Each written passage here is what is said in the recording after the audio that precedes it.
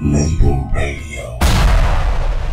I love it. I love when I get artists in here and then I start playing them old joints. We go down memory lane and to see your reaction. Oh, no doubt, man. What was you thinking right there? We talked off air about what you was thinking, but let the people know what you was thinking with you. That was just like, I was just thinking about how we used to record the music when we was recording those songs. Like, we had some of the most primitive equipment you could ever have. We had an SB1200. I think we had a 4-track Tascam board or something like that. I don't know. I know it was a 4-track, but just hearing that, just... How did you record the water? Oh, the water part. Oh, yeah. The water part was like, I was just blowing in a McDonald's cup with a straw because we needed like water sound effects. So he just recorded me.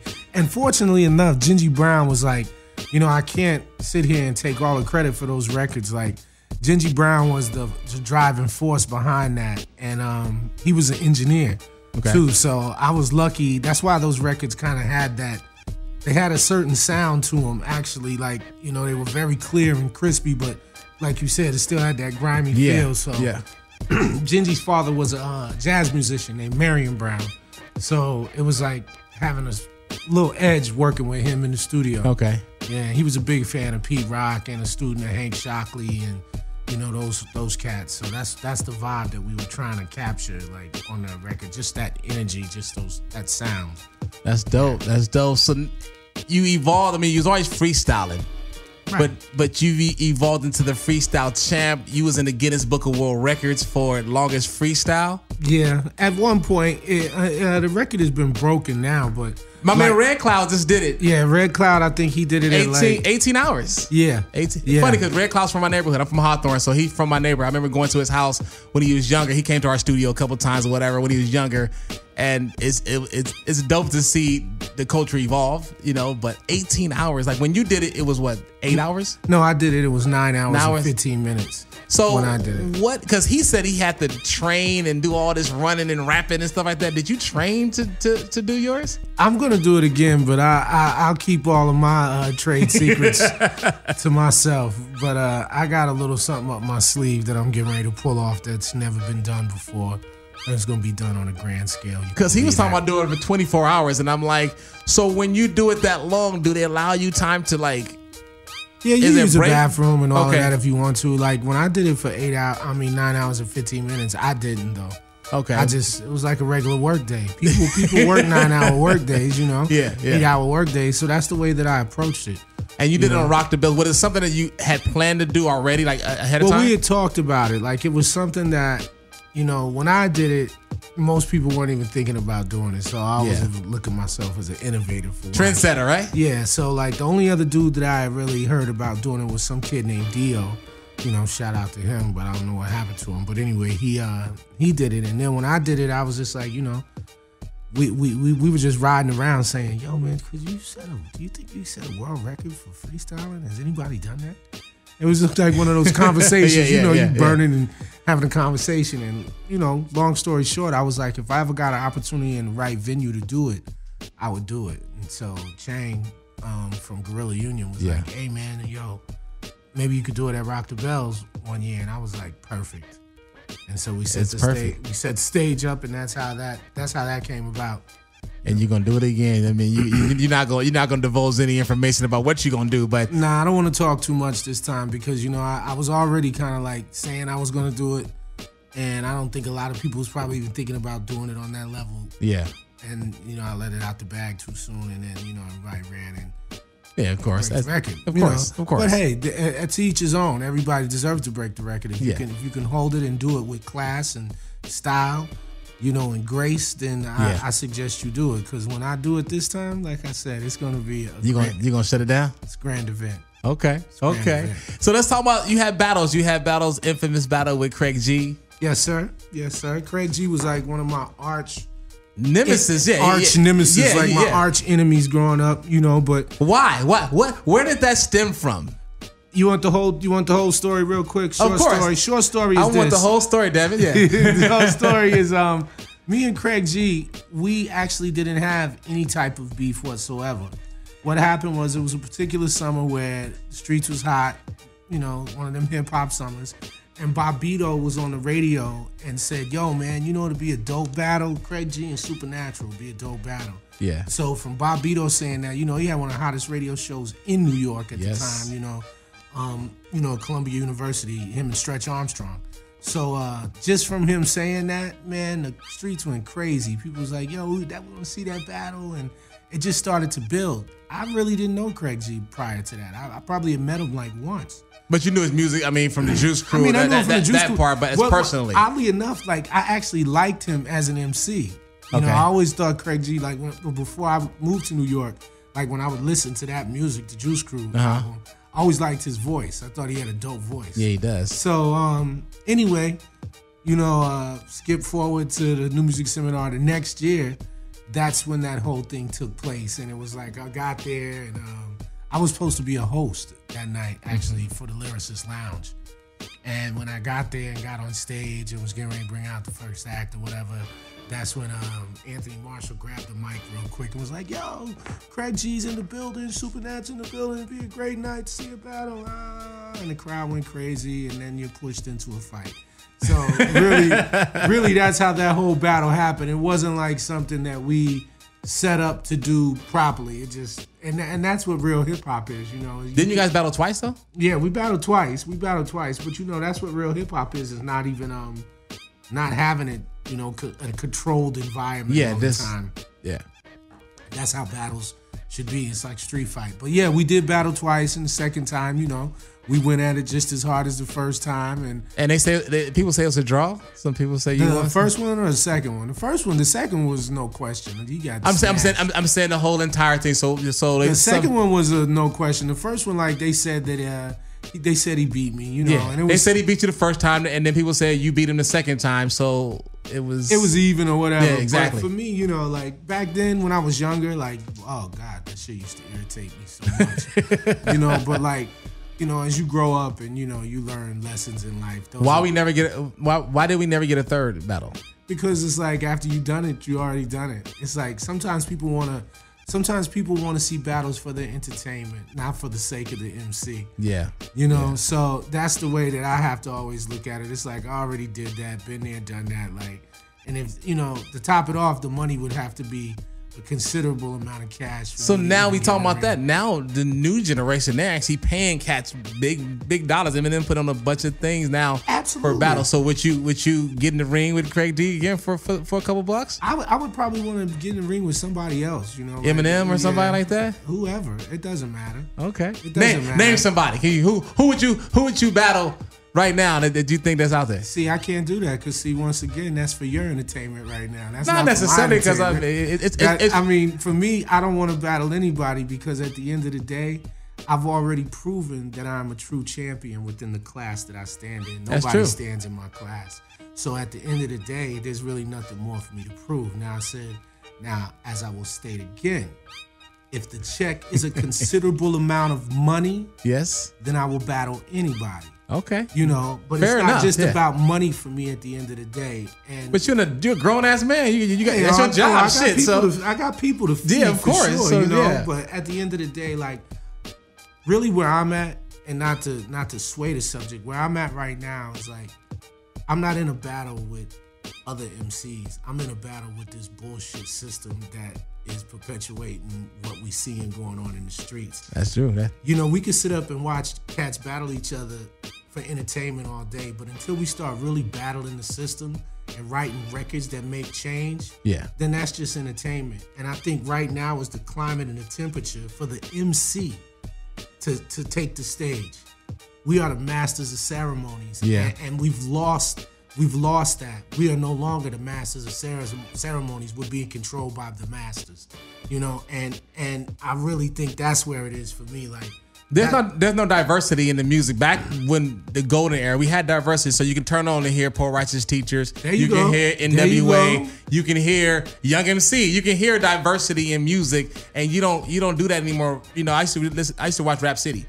And I love Rap City. We used to go home and make sure that we caught Rap City every day. And we would see a Father MC video, and then we'd see Brand Nubians. Yeah, and this is the beauty of what they took away from the culture. Yeah. You understand?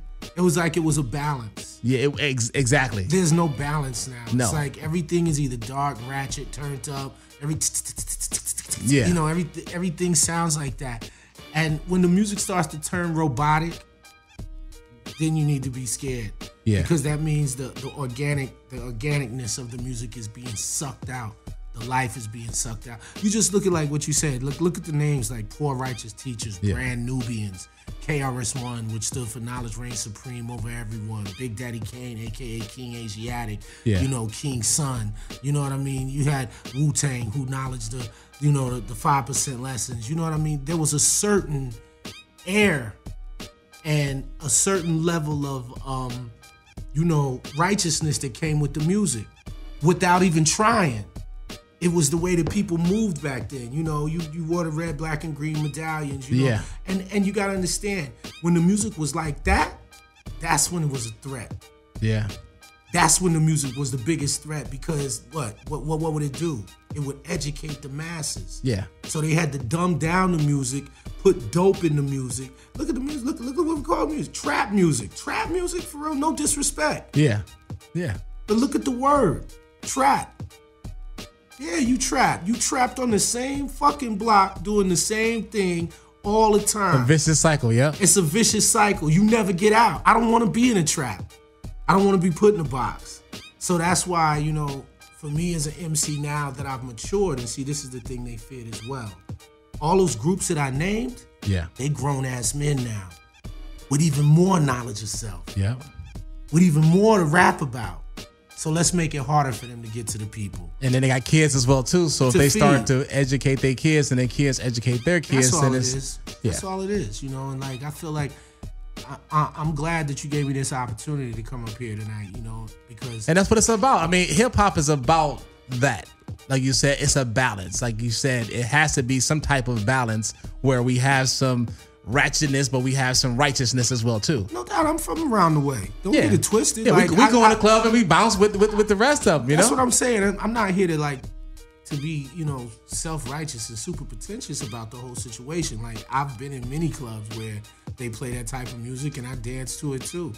But at the end of the day, is what I'm trying to say is that we are at a point right now where the market is wide open for us to start making those type of records again, the fight the power type of records, you know, and those type of things. Look at what Public Enemy did with their voice, you know, and that's where me personally, I pray to see the music go back there. Like, I just was listening to the J. Cole record on the way in to come in here to visit, you know, you tonight. And it was just refreshing to hear. you like J. Cole? You think he's a good artist? I think that it's just good that a young man is brave enough to once again stand up in a room full of people that he's the opposite of. You know, he knows how to play the game. Yeah, you have to. But at the same have to. time, he's very different, you know. So, like, I've been listening to that, and I was just like, wow, you know, I think that's dope that he's not. Have you heard the new record? I listened to the first 3 songs a day in the gym or whatever, so I haven't got a chance to get really into it yet. But Right. You know, so I just like the fact that it's different, you know, and he's daring to be different right now when it's so easy to be the same. yeah, It's so easy to conform, exactly. you know. So that's where I'm at, bro. That's dope. That's dope. I mean, it's what it's about. It's about you know, having a conversation about hip hop, whether it's, you know, good or bad or whatever. Hip hop is about the balance and having this conversation that we having, because there's a 18-year-old kid right now that wasn't around in our era that don't understand the balance in the music. Right, and maybe that list of names that I just ran down, like, he might be online right now looking those names up. Exactly. And see, exactly. that's the beauty of the time that we live in as well. If you want to go back in time, It's there. there's a thorough timeline for you to follow. Yeah. And you know, that's the beauty of having the internet and YouTube and all of these sites that stream all of these old school videos and, you know, all of this hip hop from the past. You know, it's not lost. No, it's right there at your fingertips. People die, but songs last forever. Exactly. You know? But that's what we talking about. So we talked about the battle. We talked about Craig G. Yes, sir. And then there was a battle with Juice. Yes, sir. So now, like, Infamous battle. this is my theory behind the Juice battle. So Craig G was one of those things that you got baited into or whatever. Juice was this young punk that came out of nowhere, and threatened your man and you had to kind of step up, but he kind of forced you into a box because he was this young dude that was trying to come at the champion. Is that how it went down? Sort of like that. What happened was I was up at the Sway and Tech show and out here in LA? Mm-hmm. Okay. And I used to go up there all the time. Every time I would come to LA, I would make it my business to stop by there because they always gave me that door. Oh, the open door, yeah. Yeah, the open door. So I was like, I took advantage of that every time I got a chance to come. I was like, I'm gonna go up to the show. So I got back to New York after being out here for a weekend and, freestyle on the show. And I guess a gang of callers had called in and was like, yo, man, the ultimate one would be to see Super Nat and Juice. Yeah. So King Tech called me. And I was at my aunt's house in Queens, and he was like, yo, Nat, we got this kid named Juice. And I never seen Juice. I never heard Juice before. Yeah. Never heard him. No disrespect to him. I just didn't know at the time. I was late to who he was. But he's like, yo, man, we got $5,000. He said you got $3,000 and a plane ticket if you want to come out here and battle this kid Juice.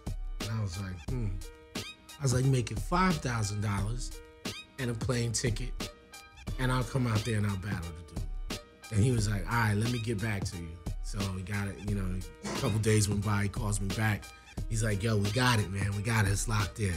He said, we're going to do it at the Reseda Country Club. It's our anniversary night. Mm-hmm. He was like, just make sure, please, Nat, make sure you're on the plane. I'm like, no worries, I'm there.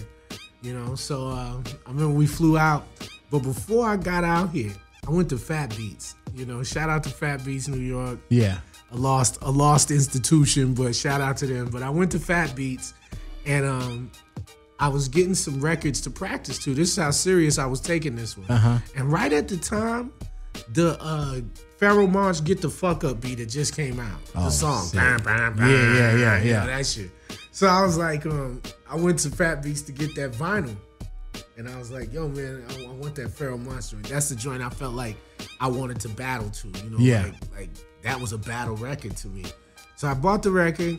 I was sitting at the counter. I was talking to the dude, just having small talk. And I heard something playing in Fat Beats. It was like some rhymes. And I turned around, and they used to have a TV where they used to play videos in the corner all the time, different videos. And it was a video of the Sway and Tech show. They used to sell the Sway and Tech volumes 1, 2, 3, 4, and they would film like we're doing right now. And it was Juice.